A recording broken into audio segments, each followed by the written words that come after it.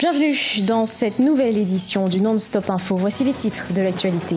En République démocratique du Congo, l'ancien vice-président Jean-Pierre Bamba bénéficie d'une liberté provisoire délivrée par les juges de la Cour pénale internationale. Sa relaxe a suscité de nombreuses réactions.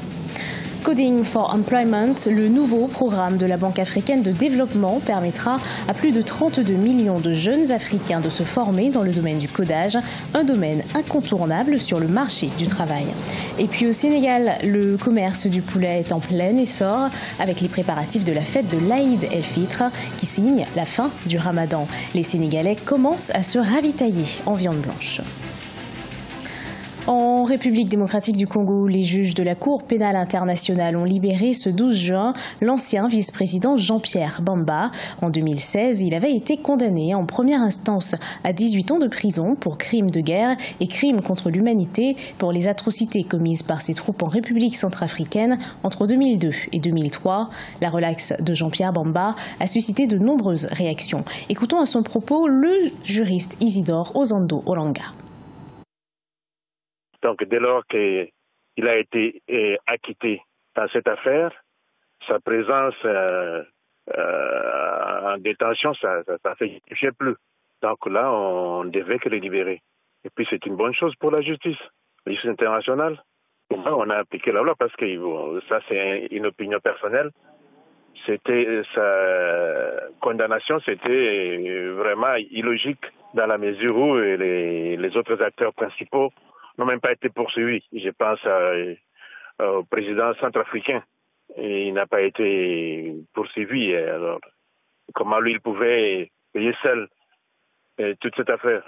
Dès lors qu'il a été acquitté pour l'affaire principale, c'est-à-dire l'accusation des crimes contre l'humanité et crimes de guerre, et qu'il a passé 10 ans de prison, sa présence en prison, ça ne se justifiait plus.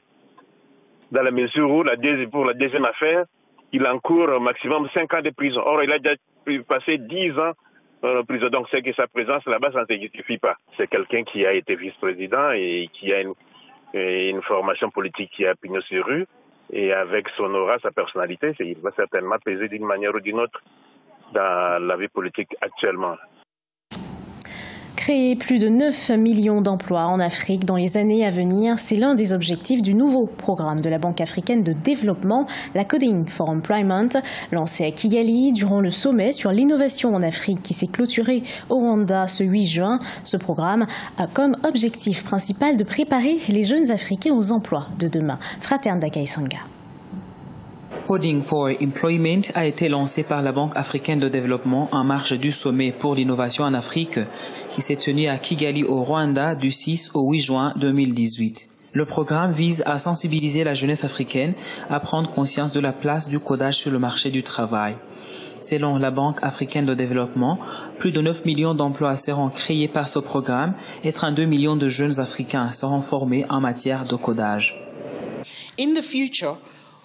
Dans le futur proche, pour trouver de l'emploi, il ne sera plus nécessaire des connaissances traditionnelles dans les matières comme l'histoire ou la géographie, mais plutôt des connaissances de trouver des solutions à des problèmes. Il sera question de la science, de la technologie et de l'innovation. Pour ce faire, il faut nous y préparer et c'est la raison de ce programme qui sera dédié aux jeunes Africains, surtout les femmes. Il faut que la jeunesse africaine fasse partie de cette architecture mondiale qui se met en place pour promouvoir l'innovation. Ici, on parle par exemple du blockchain, de la robotique, de l'intelligence artificielle, etc. Il faut absolument que la jeunesse africaine soit inclue dans ce mouvement. En Afrique, la population de jeunes augmente rapidement et devrait doubler d'ici 2050 pour compter plus de 830 millions d'individus selon la Banque africaine de développement. Pour donc contrer le problème d'emploi à l'ère du numérique, la Banque africaine de développement s'est fixée pour objectif de créer 25 millions d'emplois dans les secteurs de l'agriculture et de la technologie de l'information, entre autres. Le marché africain, très bientôt, sera le marché le plus énorme de la planète. Nous sommes un marché comparable à l'Inde, à la Chine. Alors, nos machines, nos innovations peuvent simplement rester là en Afrique, résoudre nos problèmes. Il y a des innovations africaines aujourd'hui qui sont reprises en Europe, Mais elles sont créées là, au Kenya. Le système de mobile money, n'oubliez pas, ça a été créé là en Afrique. Grâce à ce programme, la Banque africaine de développement prévoit d'installer 130 centres d'excellence sur l'ensemble du continent afin de combler le vide entre les nouveaux recrutements de la part d'employeurs du numérique et les compétences des jeunes Africains. 30 millions de dollars américains ont été déjà mobilisés par la Banque panafricaine dans le cadre de ce projet. La fin du Ramadan approche, la fête de l'Aïd el-Fitr se prépare. Au Sénégal, ce jour se célèbre avec un mets privilégié, le poulet. À Dakar, le commerce de la volaille se veut florissant. À cette période, le pays produit 50 millions de poulets par an. Les précisions d'Eladjin Ndiaye.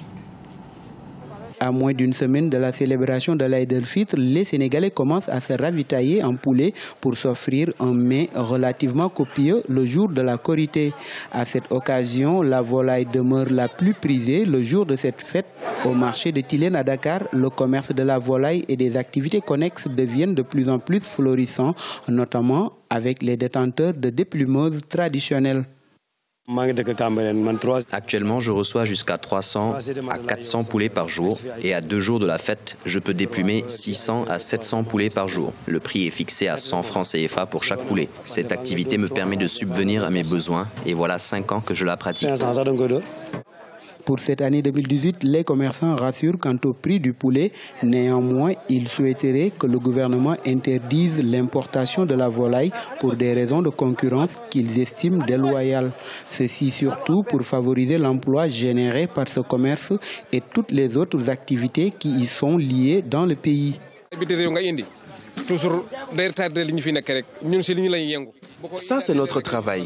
Si on doit prendre des poulets de l'étranger, cela n'aide pas dans le consommé local. Il faut qu'on laisse la jeunesse travailler et qu'on arrête d'importer. Personne n'en a besoin. Les poulets du pays sont de très bons poulets. Vous verrez rarement la France importer des poulets de l'Espagne ou encore des poulets qui sortent de la France pour atterrir en Suisse. Chacun consomme ce qu'il produit.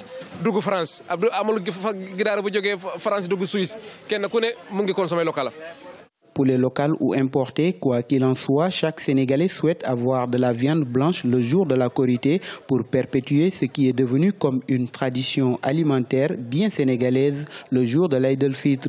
Avec une production de 50 millions de poulets par an, le Sénégal a atteint depuis près de 4 ans une autosuffisance en cette denrée selon l'interprofession avicole du Sénégal.